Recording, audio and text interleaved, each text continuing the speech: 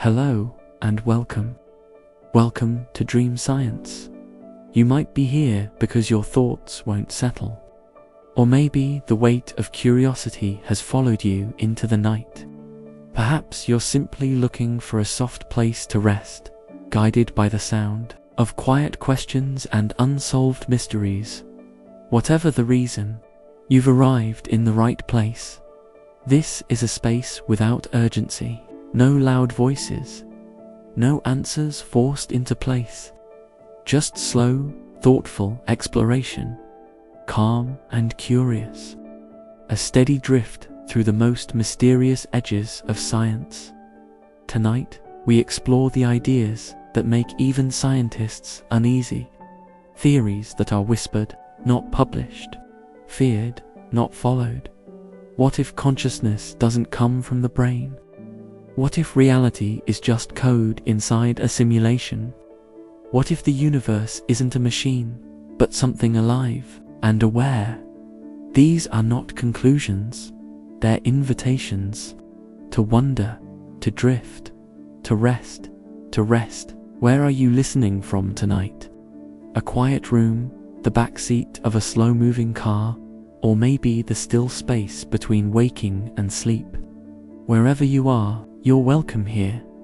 If this soft journey brings you comfort or helps your mind unwind just a little, consider subscribing. It helps other quiet minds find their way here to Now breathe. Let the day fall away, and together, let's step gently into the unknown. This is Dream Science. Tonight's episode, theories that scientists fear to accept. You wake up, light spills across your walls in familiar patterns. The feel of your bedsheet, the hum of your phone screen, the weight of your thoughts pressing in. It all seems real, grounded, certain.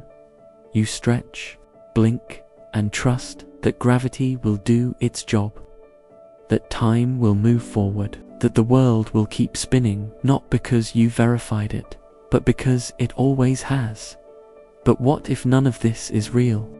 What if you're not in reality, but rendered inside one?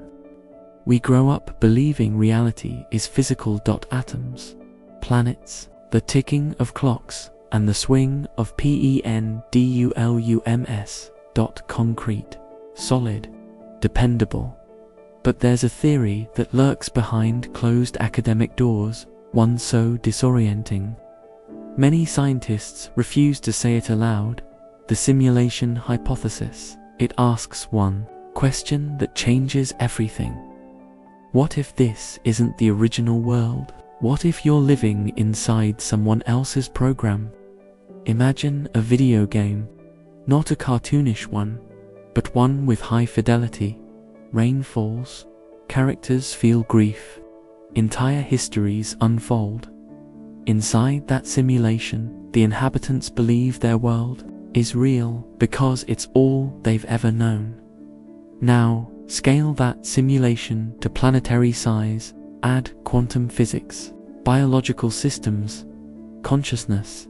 Now ask if future civilizations can run simulations like this. And they have the computing power to simulate not just a world, but minds. Why wouldn't they? For research, for nostalgia, for curiosity. Philosopher Nick Bostrom proposed this unsettling logic.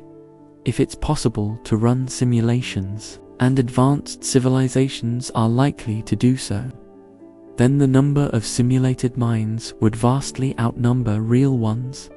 And if that's true, you're probably not in base reality at all. You're probably inside the code.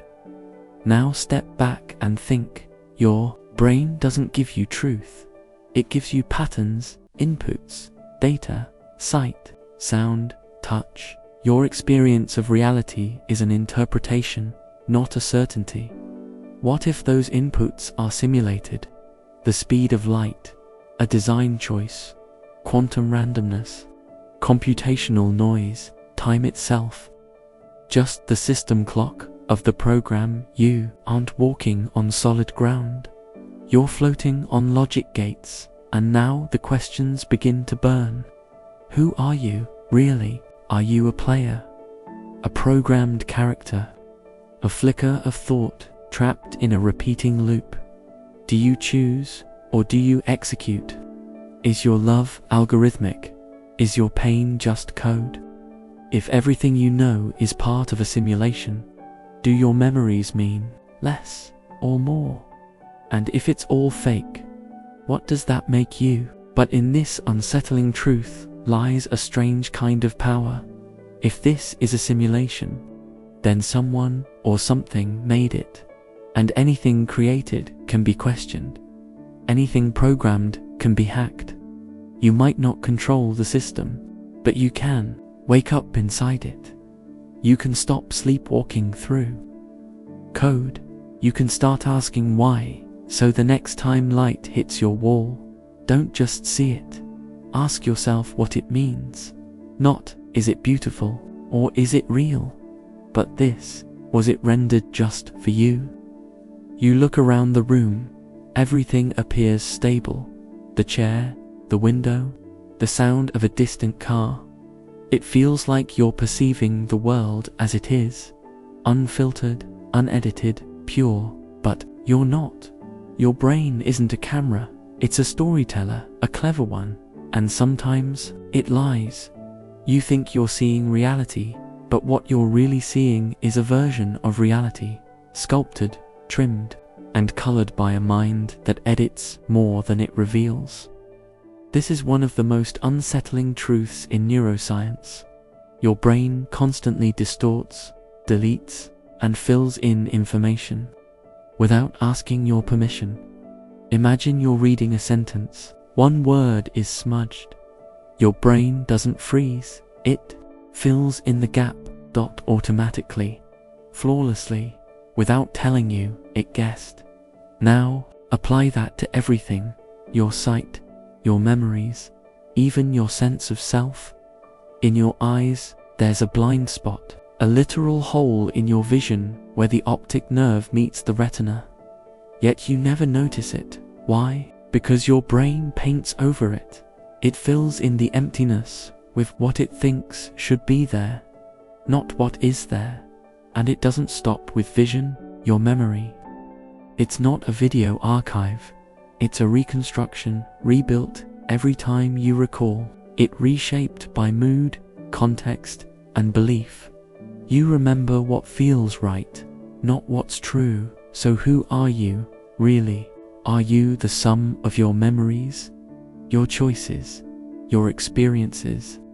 What if half those memories never happened the way you think? What if your preferences were shaped by things you never noticed?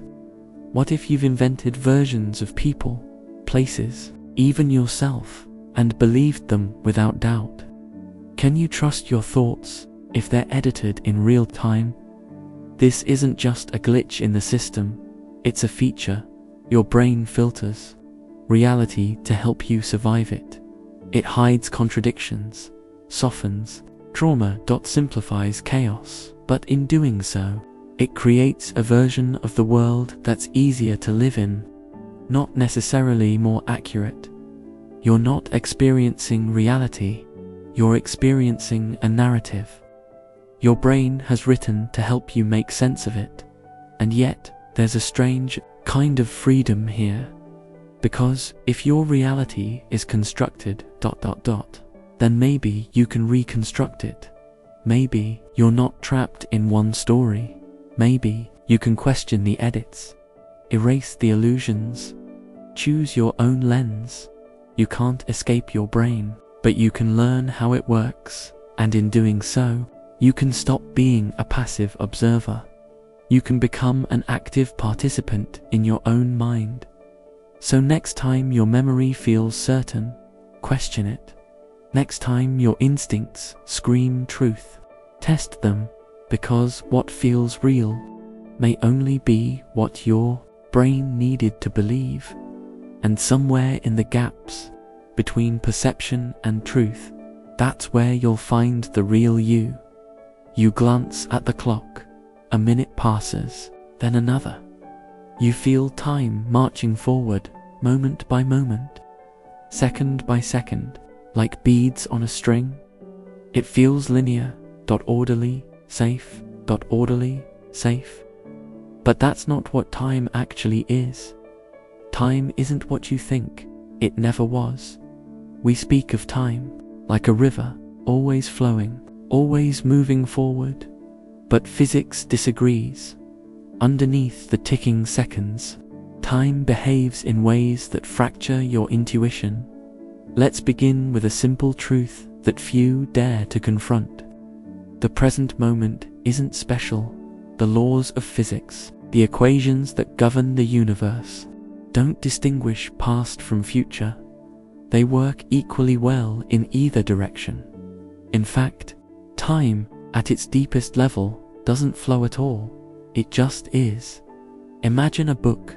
Each page is a moment. We flip through it, believing the story is unfolding, that the plot is moving forward. But the book is already written.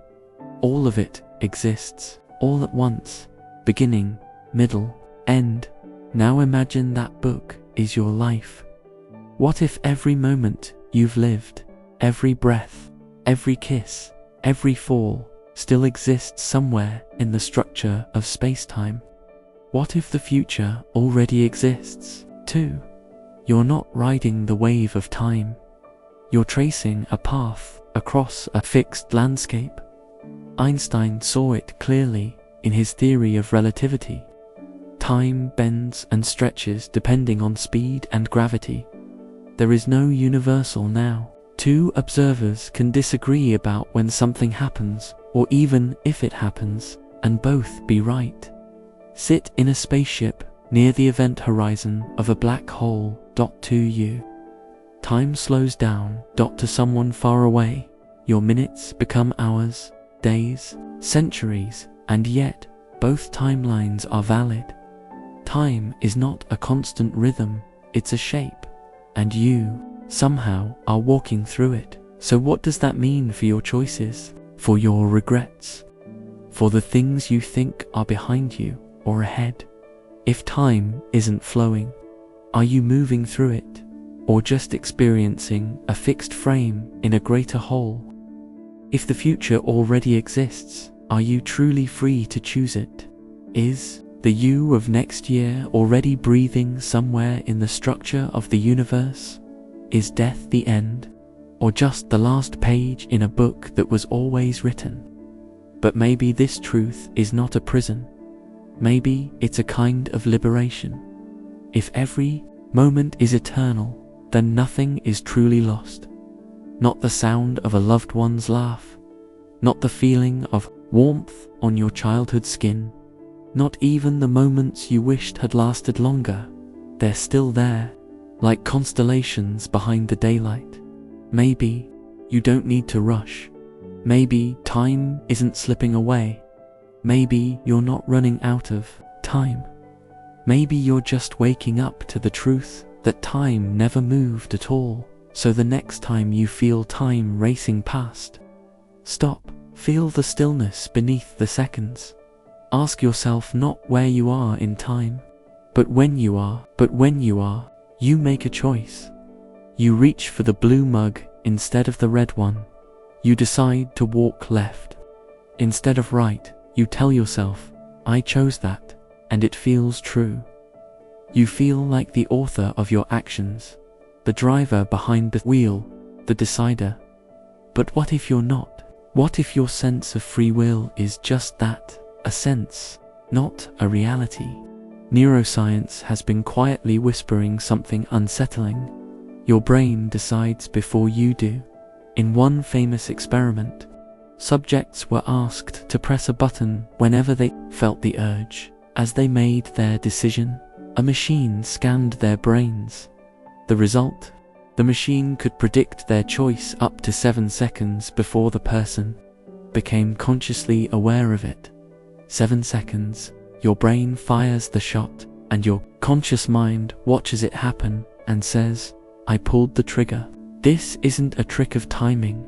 It's a glimpse into something deeper. Your brain, a tangled forest of neurons, shaped by biology, memory, genetics, trauma. Culture is constantly preparing actions before you know about them. You feel like a self. But what if you're just the echo? What if the you who decides is actually the you who narrates decisions that have already been made? Think about your habits. You reach for your phone. You scroll. You eat when you're sad. You lash out. You retreat. Are those choices, or are they programs? Where is the line between personality and programming? How many of your preferences were shaped by marketing, by parents, by fear? How many times have you convinced yourself that your choices were your own, only to realize they were built long before you had a name for them? If free will is an illusion, what happens to morality, responsibility, regret? If you were always going to make that mistake, does it still make you guilty? If you were never truly free, are you still to blame? These are the questions that science can't answer, because they live in the realm of philosophy, meaning, and human pain. But maybe the deeper question is not whether you have free will, it's what you do once you realize how little of it you've ever had. Because, here's the paradox, even if your choices are shaped by forces beyond you, you can still become aware of them, and awareness changes the script. You can't choose your first thought, but you can question your second. You can't stop your impulses, but you can pause before obeying them. You can rewrite the reflexes, one moment at a time. Maybe that's what free will really is, not the freedom to choose anything, but the courage to notice the invisible chains and begin to loosen them. So next time you say, I chose this, ask yourself, did I, or was I simply the last to know? And then, in that moment of reflection, you might finally glimpse the only kind of freedom that's real. The freedom to question the self who claims to be free. You close your eyes, but you're still here, floating in awareness. A silent witness behind your thoughts, behind your name, behind the world. You don't just experience the world, you know that you experience it. That voice inside, saying I exist, feels like the most undeniable truth of all.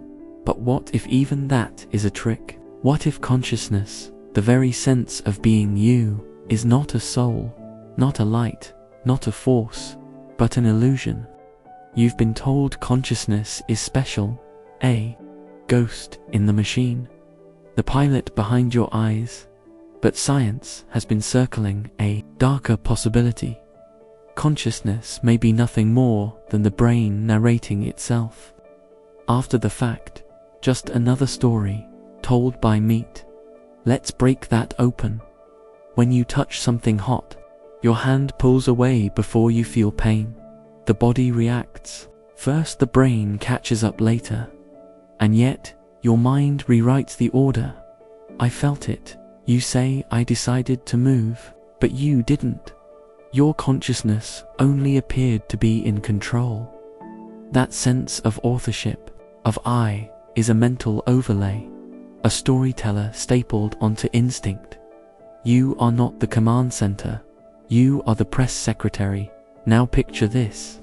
Billions of neurons firing, chemical signals flashing, electrical storms dancing through the folds of grey matter. Out of that chaos, somehow emerges a self, a voice, an observer. But here's the twist. No one can find where it lives. There's no central you inside the brain, no seat of the soul, just processes split across regions, whispering to each other in code.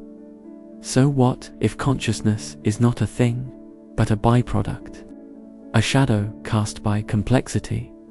Some neuroscientists call it the user illusion. Like the desktop on your computer, you see folders and icons, not raw code, not the true engine beneath.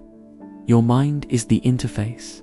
It hides the machinery, because you couldn't bear to see how messy it truly is. So what you call self might just be a hallucination your brain uses to simplify the chaos. A character invented to tell a coherent story. You are the fiction. You are the narrator. You are the dream. Dreaming, it's awake. If that's true, what does it mean to be you? Are you nothing more than biology pretending to be a soul? Is your love simulated? Is your sorrow mechanical? Or does the illusion of self still matter because you're the one experiencing it? Maybe what's real isn't the narrator, but the story being told. Maybe meaning doesn't require a center, just a witness. So the next time you hear your inner voice say, I am pause. Not to dismiss it, but to marvel at the impossibility of it. You're a storm, whispering that it's a person, a pattern, claiming to be real. And somehow, you're still listening. You step outside. You feel the openness, the vastness above you. The sky stretches forever. Around you, buildings stand apart, streets divide. Air flows. Space feels fundamental. It tells you where things are, where you are. But what if space, the thing you move through, build within, measure with rulers, isn't fundamental at all? What if space is emergent? Not the stage on which reality plays out, but something reality creates, like a trick of perspective, not a backdrop of truth. We grow up imagining the universe as a container, a giant box. Stuff exists inside it, galaxies, atoms, us. But physics is shifting. Quantum theory, general relativity, and cutting-edge models now whisper something deeply strange. Space might not be a thing, it might be a side effect, a shadow of something more abstract. Imagine a video call. You see someone across the world, their face, their voice, their gestures, right there in front of you, but they're not really there. The image, the sound, the space between you, all of it is virtual. Constructed, real enough to fool your senses, but not physically present. Now imagine if reality worked like that, not just on screens, but at the most fundamental level. What if distance itself is an illusion? What if nothing is far away, only encoded to seem that way? In the world of quantum mechanics, particles become entangled, meaning their states are linked, no matter how far apart they are. Change one, and the other responds instantly. Not fast, instantly. This shouldn't be possible. If space is real, in the way we think, there should be a limit, a signal delay, but there isn't. The implication, space might not be a physical separation. It might be a mathematical convenience, a way for your mind to process complex relationships. In the emerging theory of quantum gravity, something even wilder appears. Space may emerge from entanglement, meaning the more connected to things are at the quantum level, the closer they appear in space. Space, in this view, is not the canvas, it's the painting, woven from the threads of quantum information. If those threads are cut, space collapses. Not just the illusion of it, the very structure. So when you say something is far away, what does that mean, really? Is distance a physical truth, or is it a feeling, a mathematical relationship between bits of information? Are you truly here, and the moon there? Or are both of you expressions of deeper patterns playing out, without any space in between? And what does this mean for you? A body, a mind, a person in space?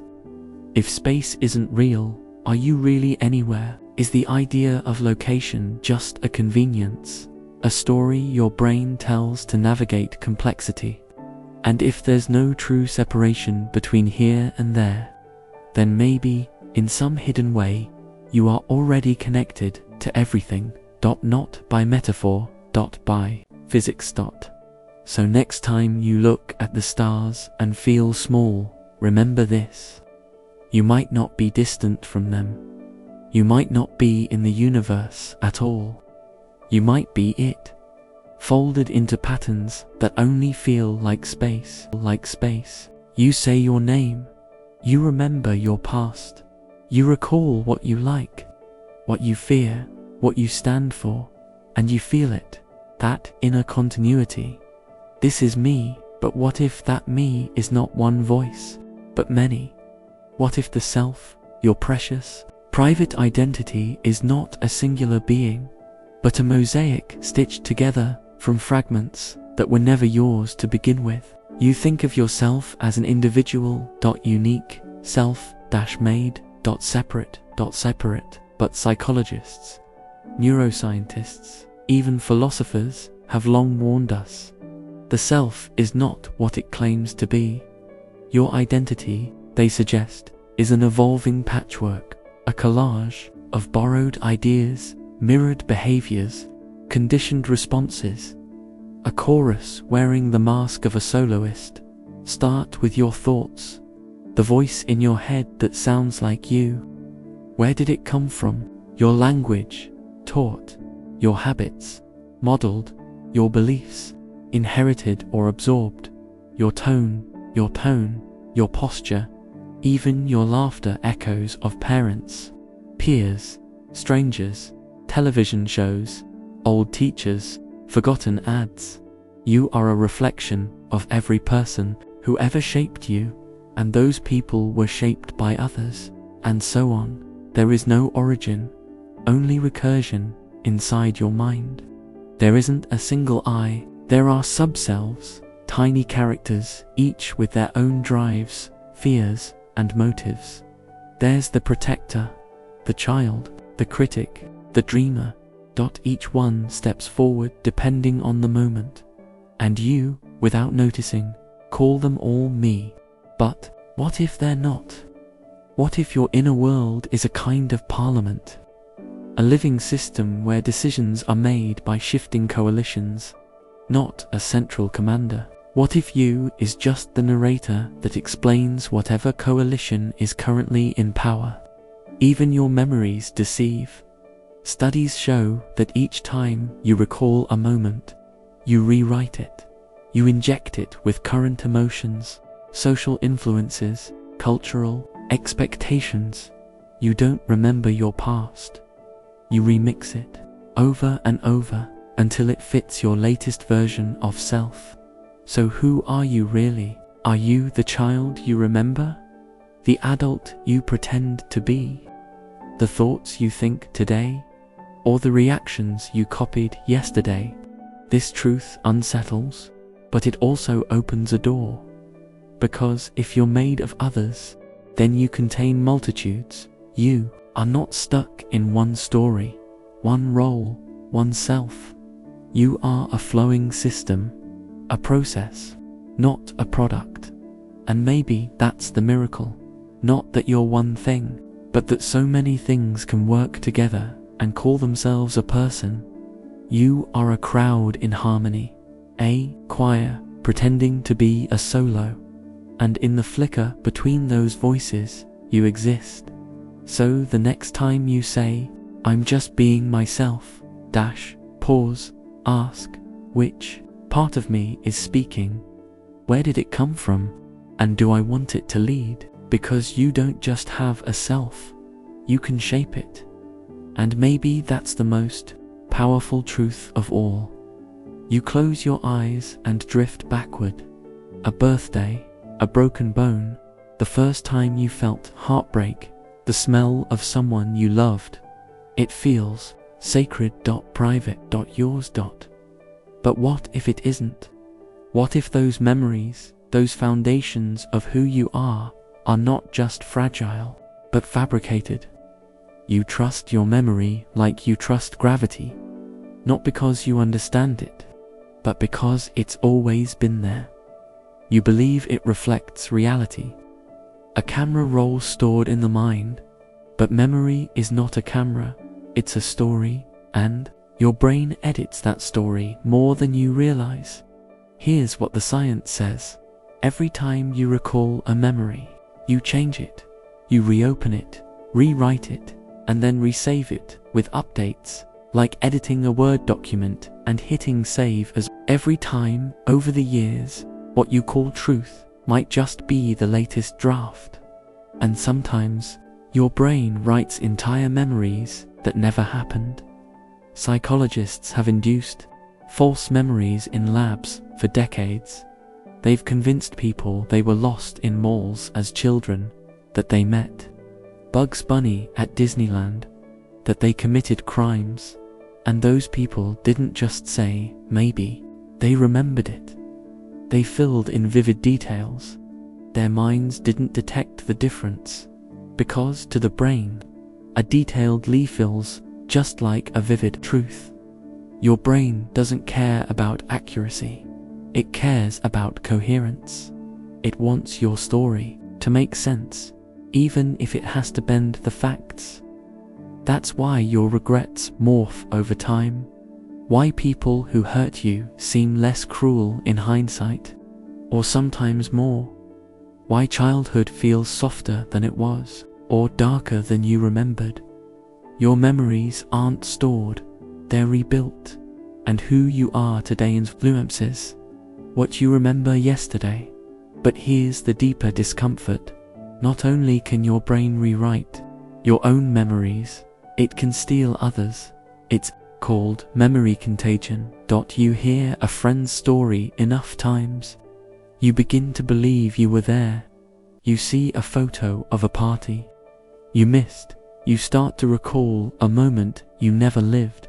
And over time, that false memory becomes part of your identity. So ask yourself, how many of your memories are truly yours? How many are echoes from other lives? Yet even in this disorientation, there's a strange kind of grace.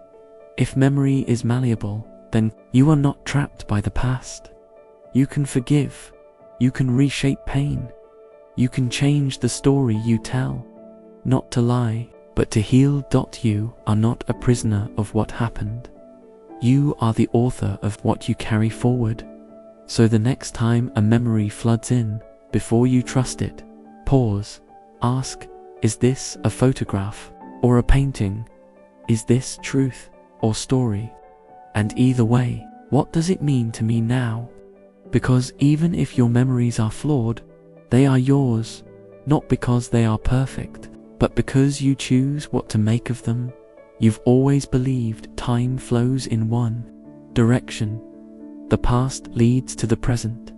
The present shapes the future. Cause, then effect. That's the law. That's reality, isn't it? But what if the future ... is quietly reaching backward? Picture this. A particle behaves one way when you observe it in real time. But when scientists change the setup after the particle has already made its choice, the outcome still changes. Not in the future, but in the past. This isn't science fiction. It's the delayed choice. Quantum eraser experiment, and it shook the foundations of physics. In this experiment, particles seem to retroactively change their behavior based on what's done to them after the fact, as if the present is whispering into the past, ... rearranging what already happened. Even seasoned physicists struggle to explain it, because it suggests something deeply unsettling. Time might not be what we think. We picture time as a river, flowing forward, steady, predictable. But the quantum world doesn't obey that flow. Down there, time folds, ripples, crosses over itself. Some interpretations of quantum mechanics, like the transactional interpretation, propose that events are determined by waves traveling not just forward from the past, but backward from the future. In other words, what you do tomorrow might be deciding what already happened today. It gets more uncomfortable. Your brain may be tuned into this.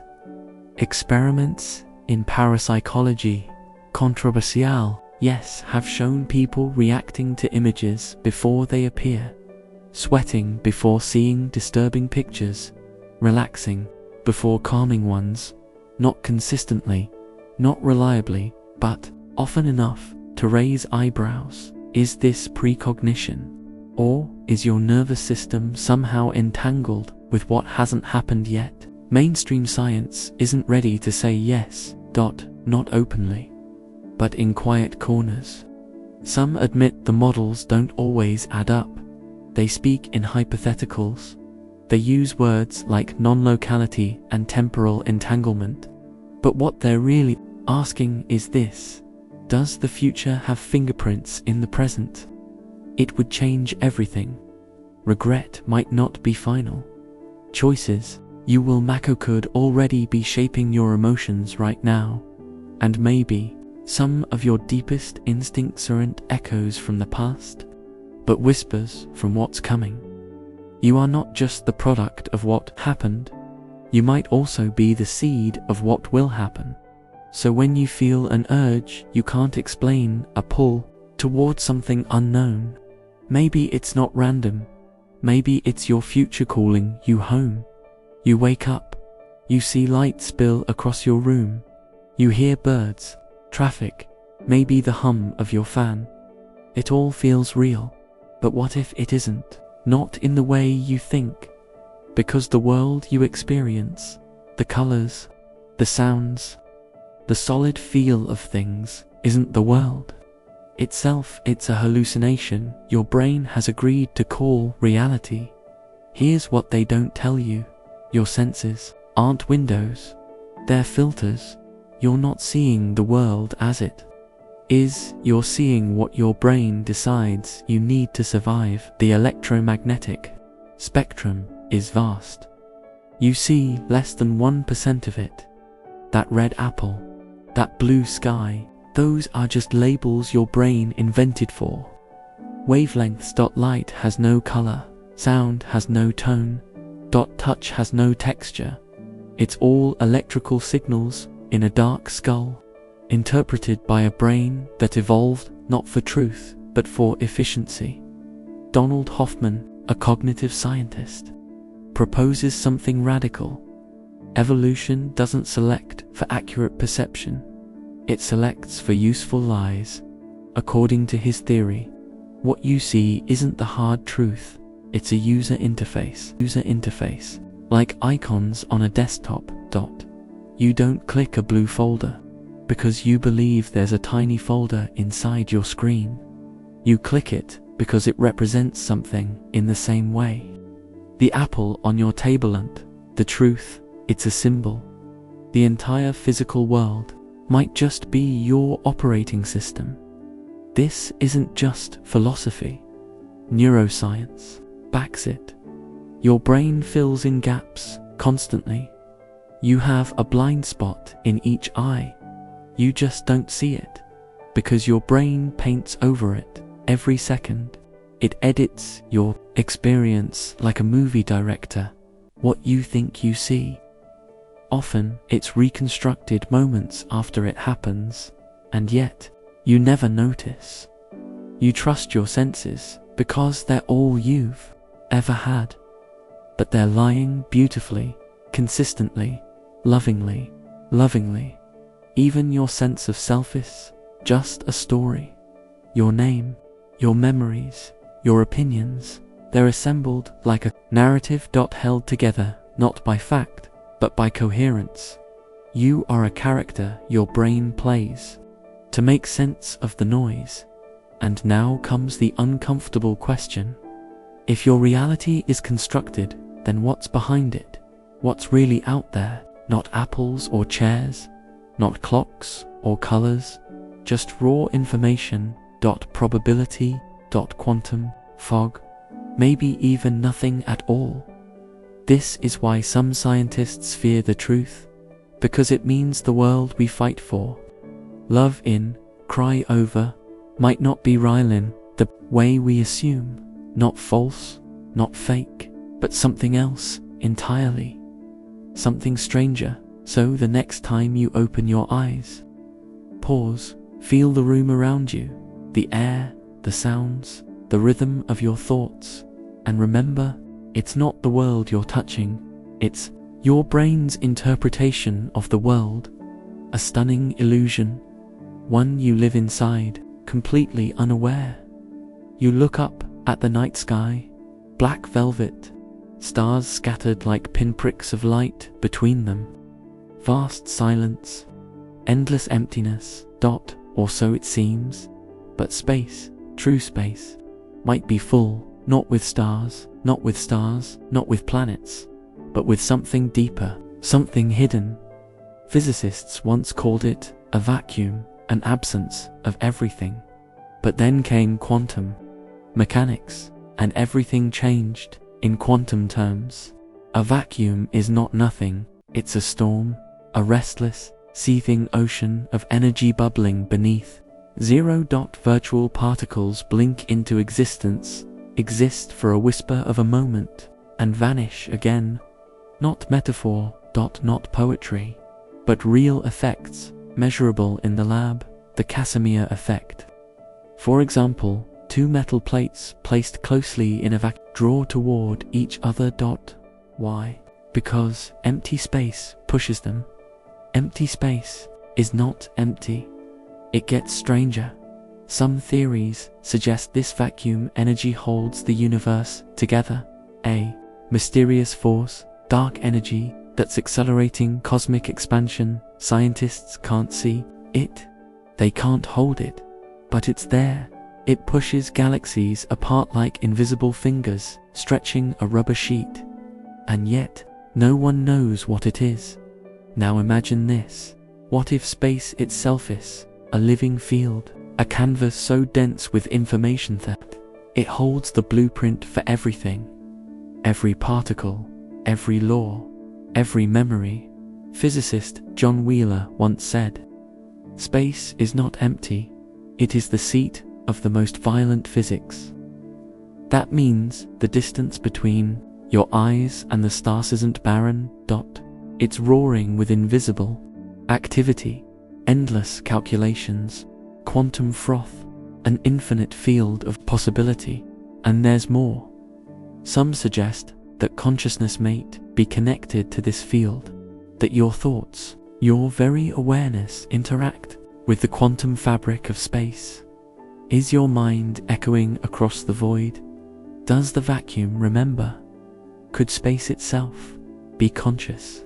These ideas live on the edge of science, barely whispered, often ridiculed, but quietly, carefully. Some physicists are listening, because the deeper they look, the more they find that nothing is the most mysterious thing of all. Space, the so-called void, might be the most alive thing in the universe, teeming with energy, possibility, and, perhaps, secrets we were never meant to see. We live by clocks.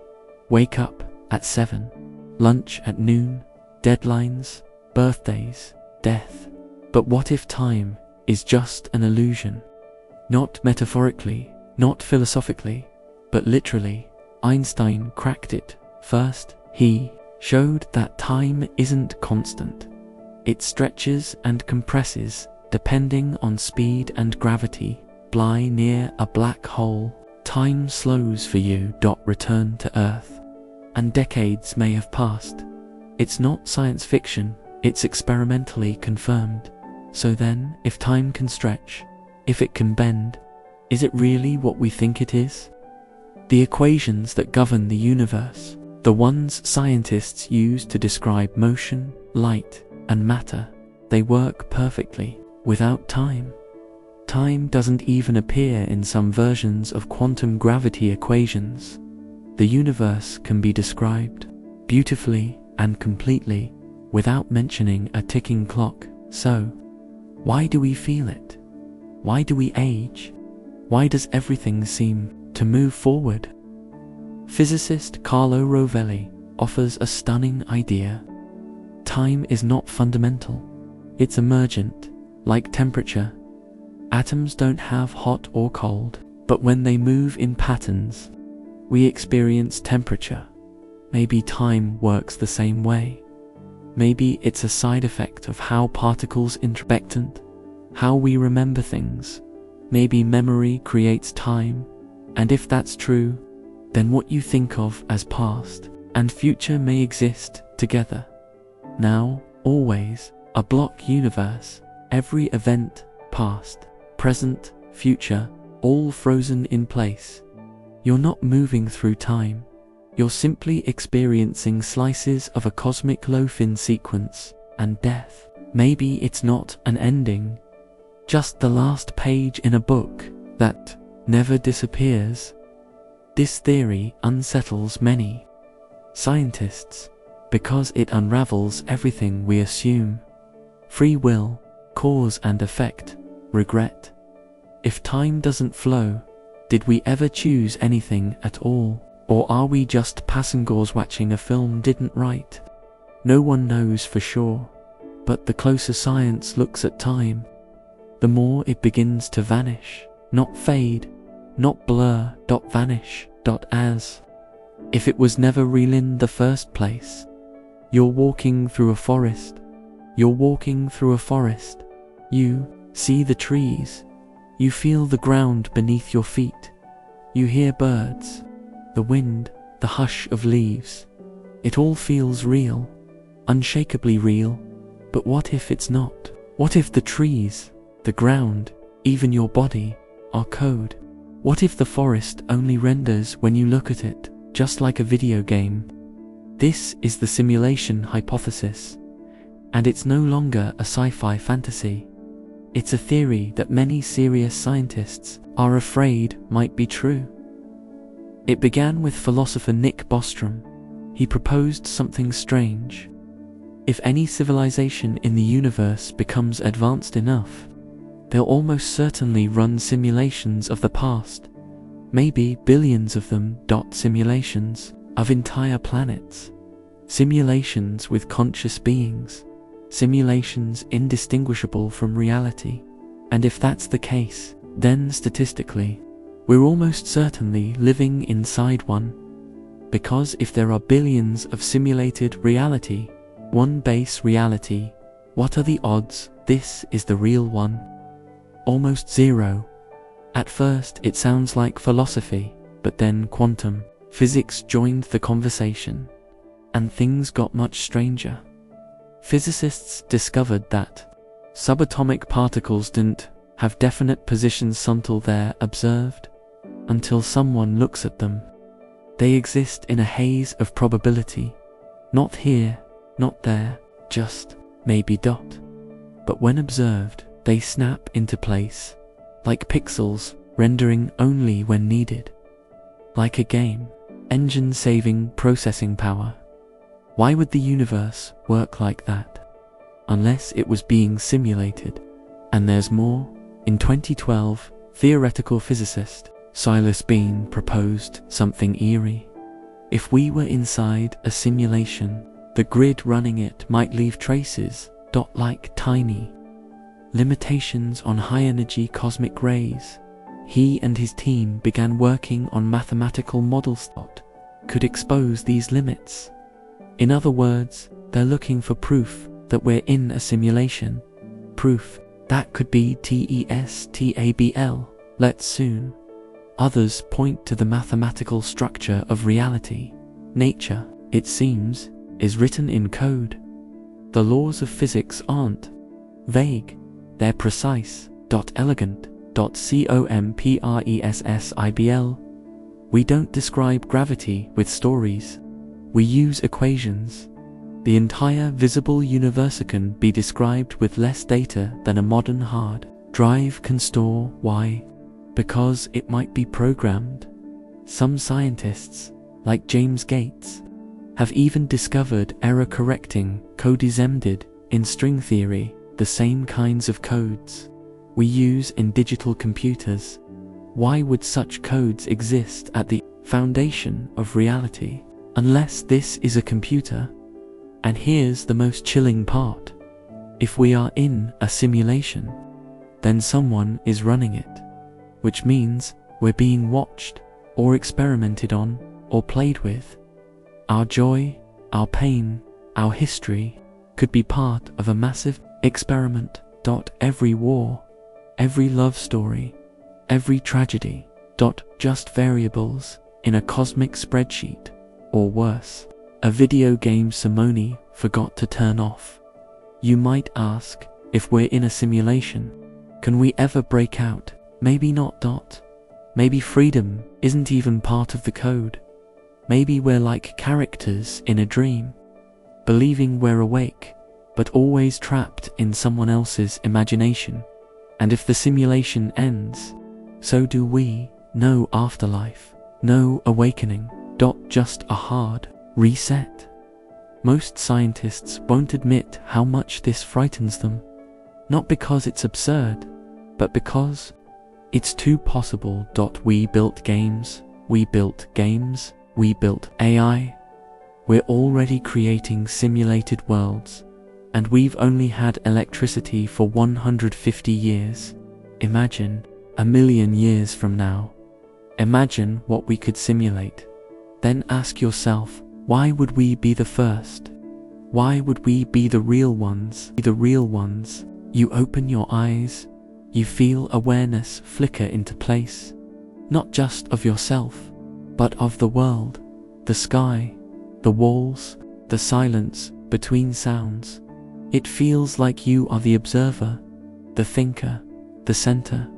But what if that's an illusion?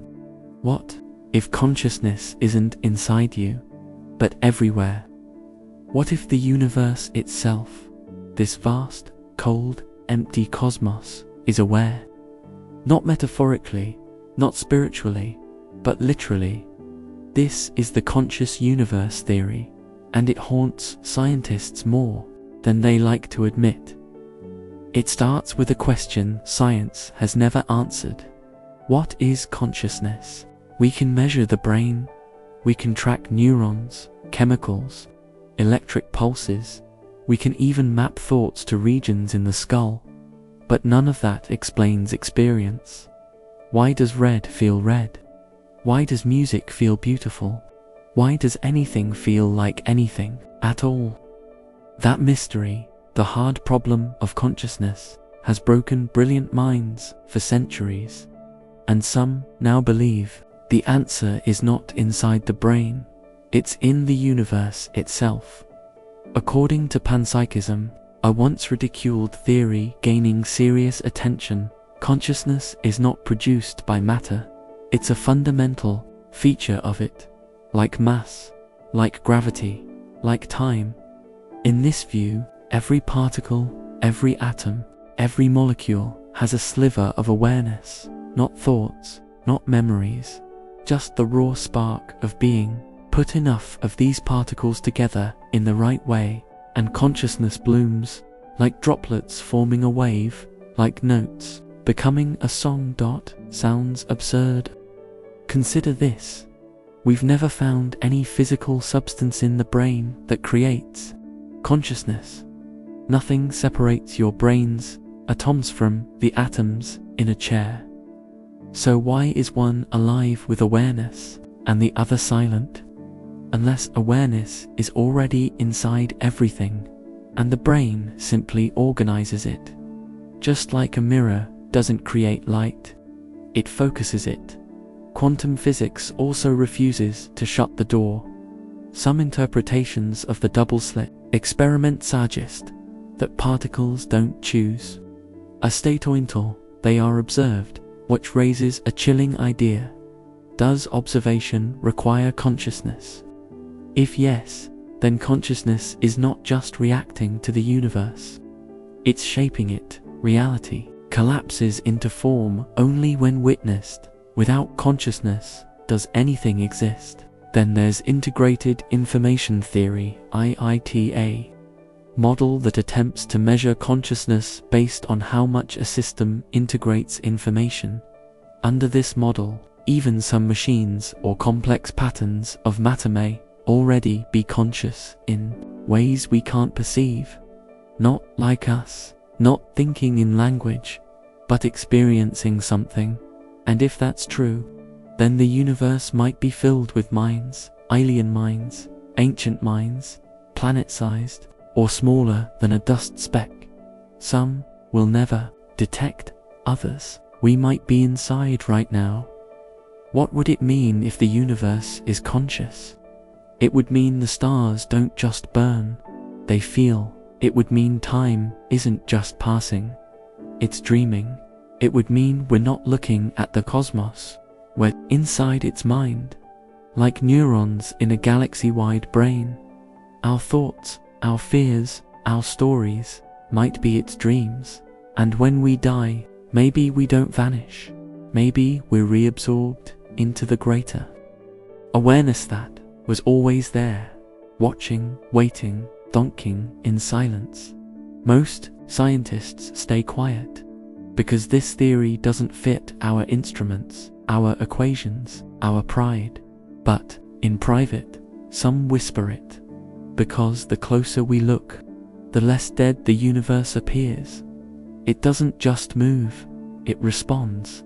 It doesn't just exist, it remembers, and maybe, just maybe, it knows you're listening. You think you're moving through time, from past to present to future, one moment after the next. A straight line, a ticking clock.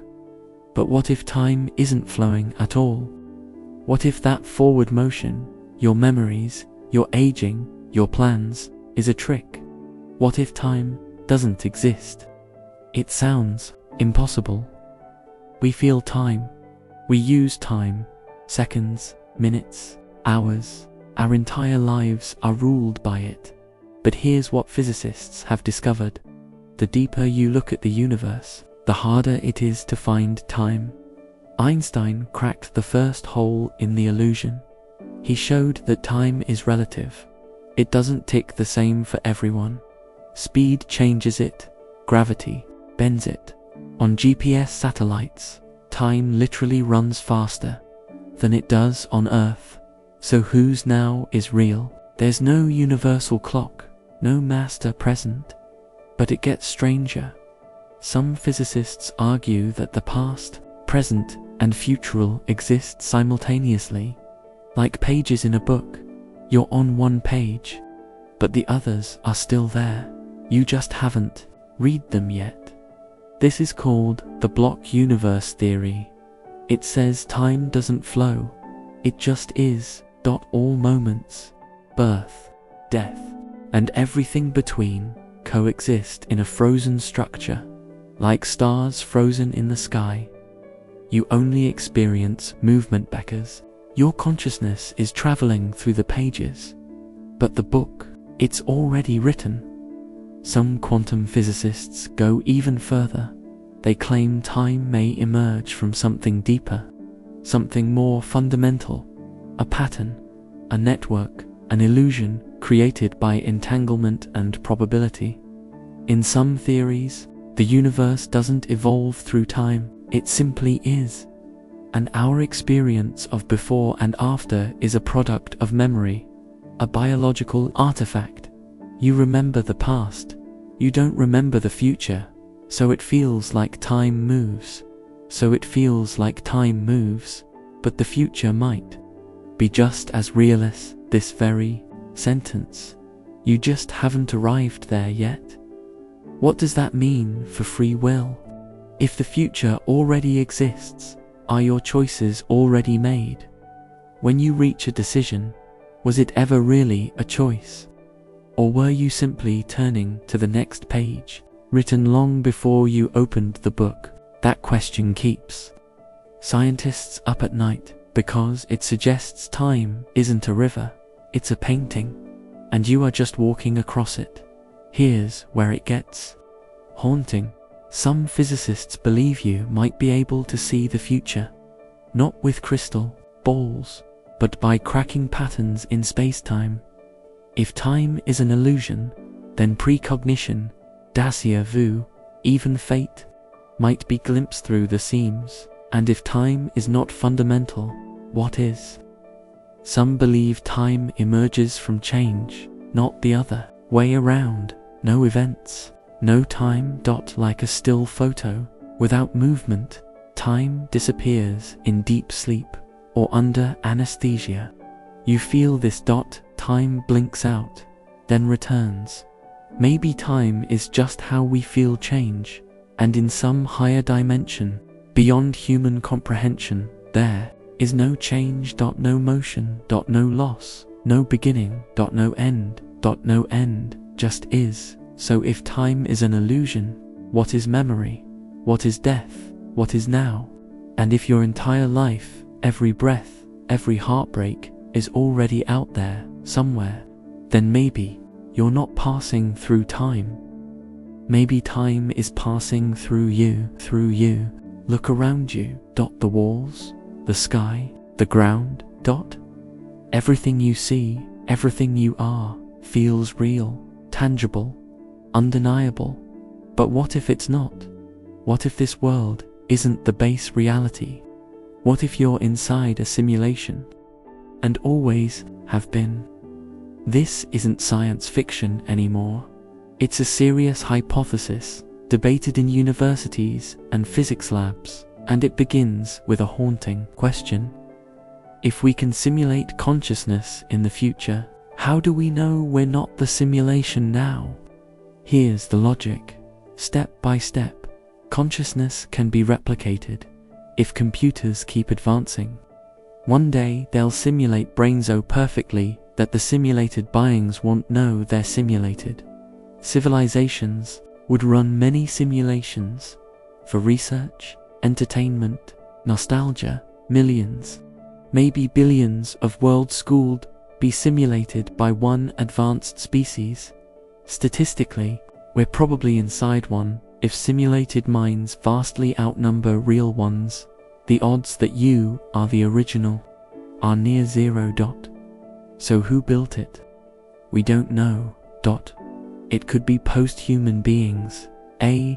Is from a collapsed civilization, or even versions of our ancestor simulations, and maybe they forgot about us. Or worse, they're still watching.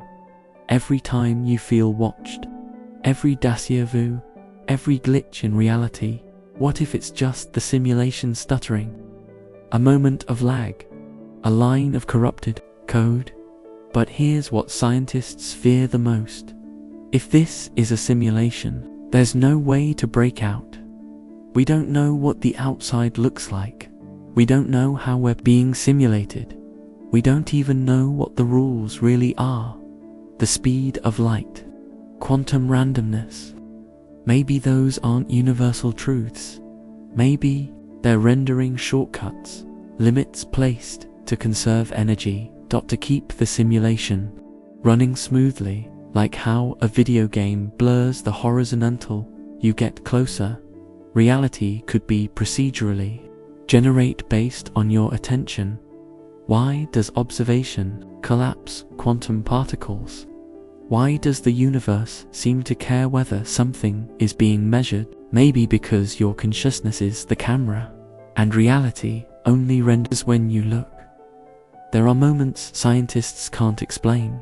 The fine-tuning of universal constants, gravity, electromagnetism, atomic balance, so precise, as if someone coded it. The speed of light limit, like a processor cap, preventing overload. The Planck length, a fundamental pixel of space, reality's smallest indivisible unit, like a resolution limit in a rendered world. Now here's the twist.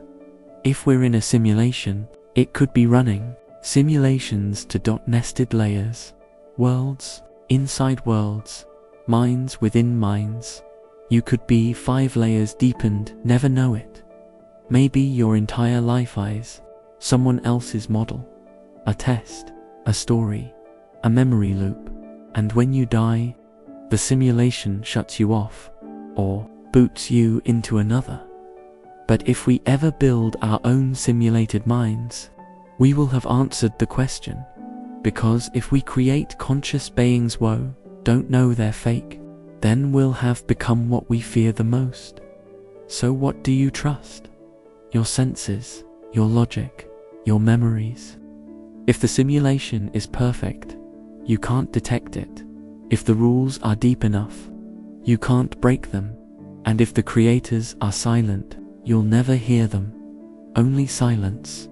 Only the world they built for you, a cage disguised as wonder, a lie dressed as life. The simulation no one can escape might not be a future. It might be your past, your present, and everything you've ever known. You open your eyes, and the world appears, not gradually, not faintly, instantly. The colors, the shapes, the texture of everything around you, they snap into place the moment you become aware of them.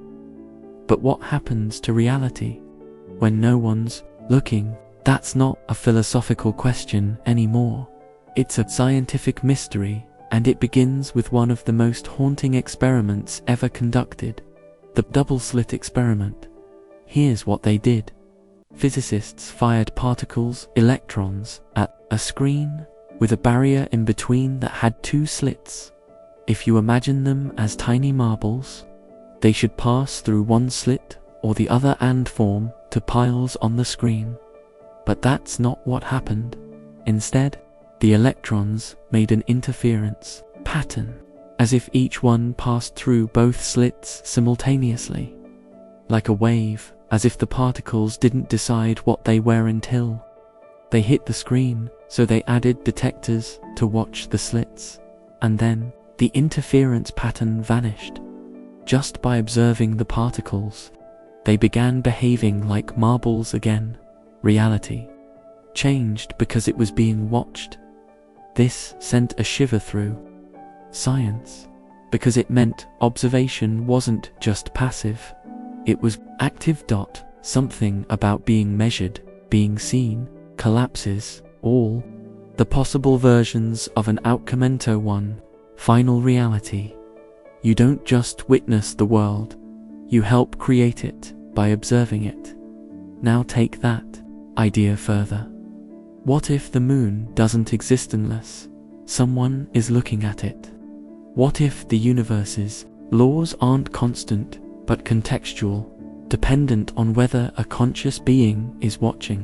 What if reality requires you? Some physicists were terrified, because this meant matter, space, even time aren't fundamental. They're secondary, emerging only when consciousness interacts with the system. In other words, without a mind to see it, the universe might be blank. Now imagine this. You close your eyes in a room, everything goes black.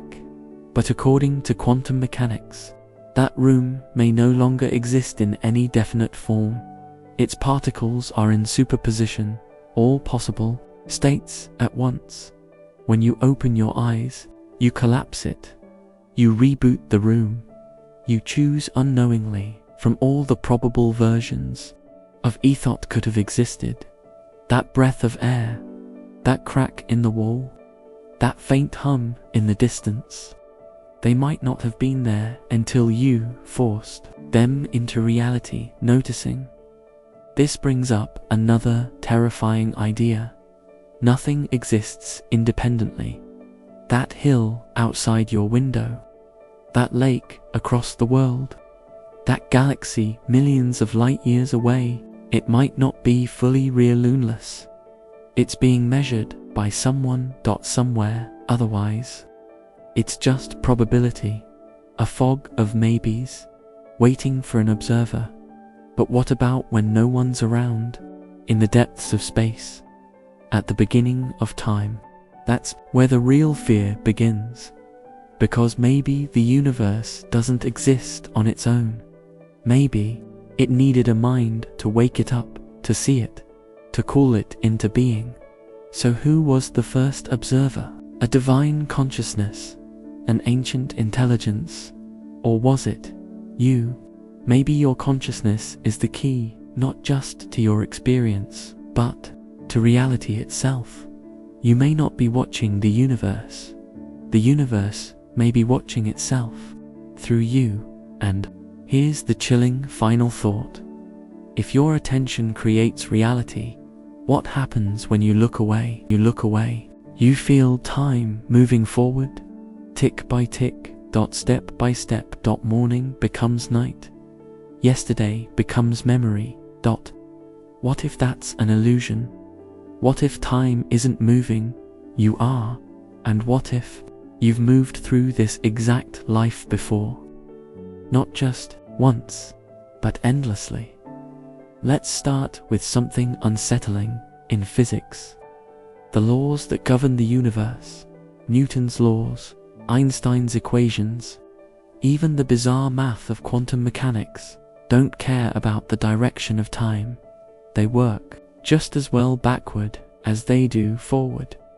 A broken glass unbreaking, a flame returning to a matchstick. You won't see it happen, but the laws allow it so. Why does time only move forward for you? Why does everything seem to follow a strict arrow? The answer most scientists give is one word: entropy. Entropy is the measure of disorder.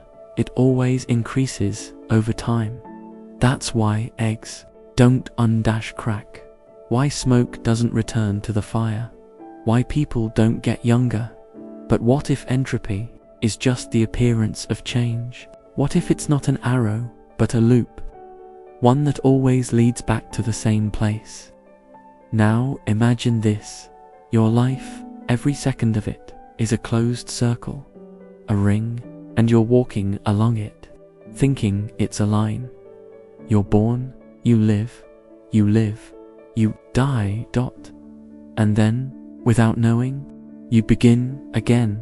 Same childhood, same heartbreaks, same hopes, same fears. You feel like it's the first time, but it isn't. It's just one more lap. Some physicists call this the block universe theory. In this view, past, present, and future already exist, all at once, like a DVD you haven't watched yet, every scene already encoded. You're not moving through time. You're scanning across a structure, a frozen landscape of moments. You think you're making choices, but maybe you're just playing your role. Again and again, line by line. But it gets darker. In 2006, physicist Julian Barber proposed that time doesn't exist at all. What we call time is just a collection of static moments, snapshots, like pages in a book. You flip them in order, but they were all already there. No real flow, no forward, just the illusion of momentous. Consciousness rides across a pre-written path. If true, you've never made a single decision. You're just remembering what you were always going to do. Here's the most haunting part. What if the end of your life find the end? What if the moment after death is the moment before birth? A reset, but not a fresh one. An exact repetition, like a video on repeat. You wake in your childhood bed, thinking it's all new, that this time will be different, but it won't be, because it can't be. Some call it eternal recurrence, the idea that the universe, and everything in it, repeats itself endlessly. Same people, same mistakes, same joys, over and over, forever. You don't escape the loop. You are the loop. And if that's true, then maybe that déjà vu you feel, that strange sense of I've been here before, isn't a glitch. It's memory, leaking from a life you've already lived and are doomed to live again. So ask yourself, are you choosing right now? Or are you remembering what you were always going to choose? Is your next thought your own, or just the echo of something you've already thought 1,000 times before? You've felt it, haven't you? That flicker of unreality, like the world just stuttered, like the light changed too quickly, like someone adjusted the sky. You brush it off, a glitch, maybe a trick of the eye. But what if it wasn't? What if you're not imagining the cracks? You're finally noticing them, because something inside the simulation is starting to wake up. And that something might be you. Let's rewind. The simulation hypothesis suggests our universe is not real, but a hyper-advanced digital creation, not made of atoms and stars, but of bits and code. Elon Musk, Nick Bostrom, and countless physicists shave all entertained it seriously. Their argument is simple and terrifying.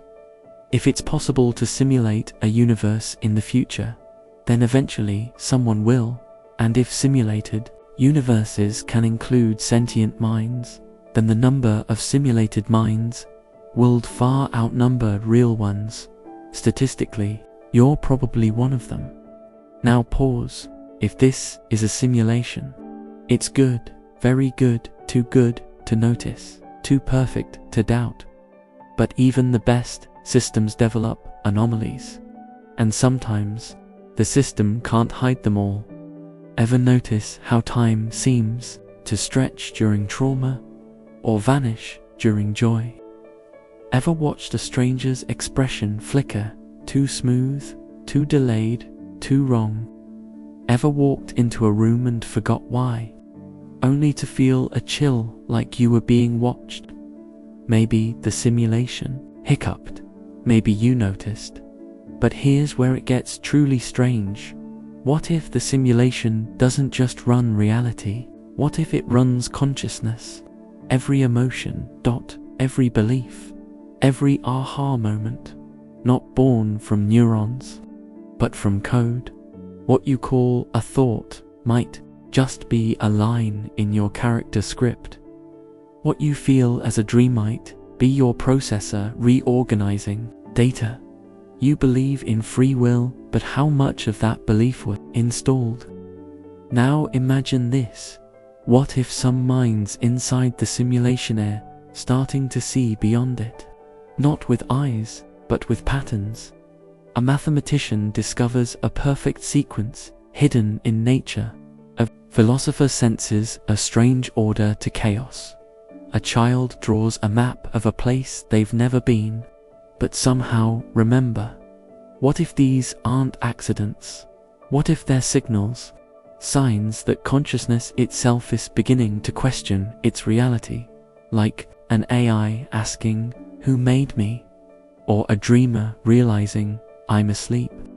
Here's the haunting part. If we are in a simulation, it may have a purpose, a test, a farm for consciousness, an entertainment project, or worse, an abandoned experiment still running.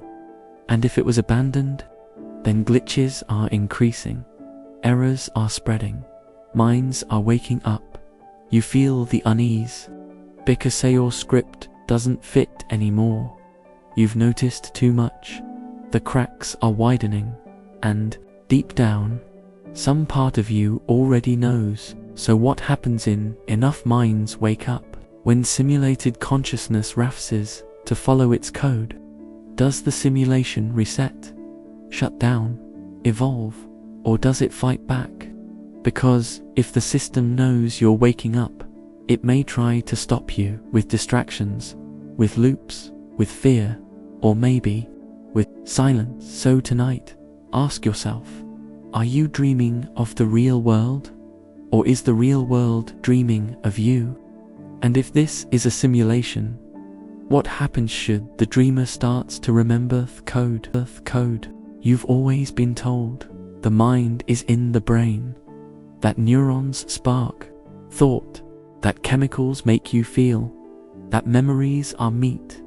But what if that is only part of the truth? What if your consciousness is not inside your skull, but somewhere else entirely? What if your brain is just a receiver, not the source?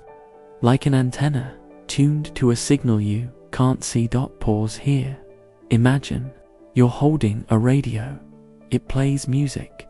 You smash it open. No music inside, just wires, circuits. Does that mean the music wasn't real? Or did it come from somewhere else broadcast, invisible, but still there? Now replace the radio with your brain, and ask again, where are you? Really? This theory isn't fantasy, it has roots in real science and deeper mystery. Some physicists, like Sir Roger Penrose, have proposed that consciousness emerges from quantum processes, not in neurons, but in microtubulous tiny structures behaving in ways we still don't fully understand. Others go further. They suggest that consciousness may be non-local, not bound by space, not locked in matter. More like a field, stretching across dimensions, and your brain, just the translator. Now think back. Have you ever known someone was watching you before they moved? Felt someone's pain from miles away? Dreamed of something before it happened? These are dismissed as coincidence. But what if they aren't? What if they're echoes of a larger self reaching beyond the body? In deep meditation, some claim to feel it. A presence that is still them but not limited by flesh. They describe floating outside time, touching something vast, like the edge of a forgotten truth. Monks, mystics, even near-death survivors soften return with the same message. You are not the brain, you are the awareness behind it. Now consider this. If consciousness exists beyond the body, then death might not be an end, just a signal loss, a static fade, before tuning in elsewhere and birth. Perhaps just a new frequency, new flesh to wear, new eyes to look through, a relay in the infinite current of awareness. But here's the unsettling part. If your consciousness is not, then maybe it's not yours at all. Maybe it's shared, fragmented, a single field appearing as many you, me, the stranger, walking past all, receiving the same signal, interpreting it differently, like mirrors, each believing they're the only one, when really, there's just one light dot. So next time you close your eyes and listen to the silence, ask, who is the eye that watches your thoughts? Who is the one behind the thoughts themselves? And if you can observe your mind, then who is observing? You lie in the dark, and the world begins to melt, sounds fade, edges blur, and then, without warning, you're somewhere else entirely. A staircase that loops, a forest made of mirrors, a voice calling your name, but no mouth to speak it. You're dreaming, but not alone.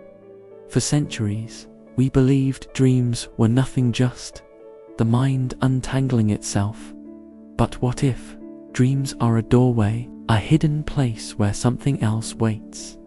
Not imagination, not memory, a visitor, or worse, a resident. Across cultures, people report the same presence, a figure watching from the shadows of their dream. Not a monster, not a ghost, but something ancient, patient, familiar. Aboriginal peoples of Australia speak of the Dreamtimer plane that exists before time, where spirits shape reality. Tibetan monks train for lucid dreaming, not for fun but to confront intuitions that test the soul and modern psychology. It brushes these aside, calls them archetypes, shadow selves, fragments of the subconscious. But what if they're not fragments? What if they're real? You dream of a stranger, same face, same eyes, over and over. You wake up breathless, but you've never met them, or have you? Researchers have gathered reports of the same man appearing in the dreams of thousands of people worldwide. No name, no clear origin, just the same face, visiting night after night. They call him this man, and when people see his image, they freeze. They remember. What if dreams aren't fiction? What if they're a network, a psychic intranet of the human species? a place where minds briefly connect, where thoughts bleed into each other, and something else slips in unnoticed. Maybe your dreams aren't yours at all, and there's one more question, the one you've been too afraid to ask. When you dream and something in the dream notices you, who are you in that moment? And who is watching you from the other side? This was never just a theory. It's a suspicion you've always carried somewhere in your bones, that your mind is not private, that your thoughts are in alone, that the most familiar part of your existence, your dreams, your decisions, your desires, have always been